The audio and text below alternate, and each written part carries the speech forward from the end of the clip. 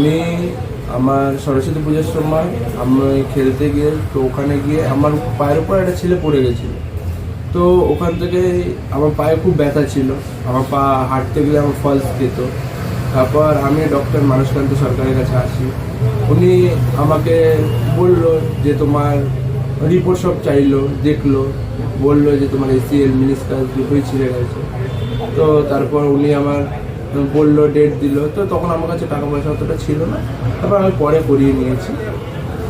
তো তারপর ওনার কাছ থেকে অপারেশন করানোর পর আমি কিন্তু ওনার অপারেশন করানোর পর আমি এখন অনেকটাই বেটার আছি, এখন আমি কেউ যদি আমাকে বলে যে হাঁটার জন্য, হাঁটতেও পারছি, আমার পা কোনো ফলসও খাচ্ছে না, একদম আমি এখন খুব বেস্ট আছি। কতদিনের মধ্যে সুস্থ হয়েছে? আমি সুস্থ হয়েছি 2 মাসের মতো। আমি একদম পুরো ফুল সুস্থ হয়েছি, এখন একদম ফিট তো? একদম পুরো ফিট। আমি দাঁড়াতে পারছি, বসতে পারছি, হাঁটতেও পারছি। ঠিক আছে।